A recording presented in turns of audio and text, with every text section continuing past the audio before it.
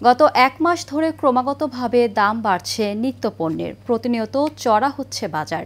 দাম বৃদ্ধির কষাঘাতে সবজি, মাছ, মাংসের পর এবার আটা, ময়দা ও মসুর ডালের বাজারেও আরও ঊর্ধ্বগতি লক্ষ্য করা গেছে। এতে ভোগান্তি বেড়েছে সাধারণ ও সীমিত আয়ের মানুষের। গত এক মাসে নিত্যপণ্যের দাম বৃদ্ধির চিত্র নিয়ে কাউসার আহমেদের রিপোর্ট। বাংলাদেশে নিত্যপণ্যের বাজারে কোনোভাবেই যেন স্বস্তি ফিরছে না।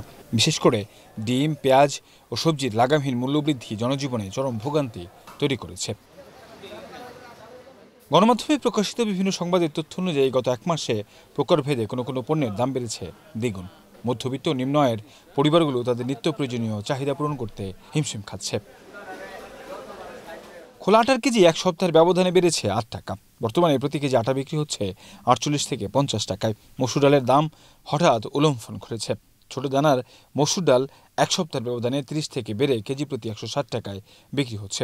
মোটা দানার মসুর ডাল ১০ থেকে ১৫ টাকা বেড়ে ১১০ থেকে ১১৫ টাকায় বিক্রি হচ্ছে। সবজির বাজারে একই হাল।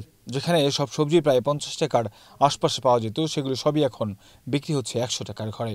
কাঁকরোল, ঝিঙ্গা, পটল, ঢেঁড়স, করলা বিক্রি হচ্ছে কেজি প্রতি ৯০ থেকে ১০০ টাকায়। মুরগি ও ডিমের বাজারেও অস্থির অবস্থা বিরাজ করছে।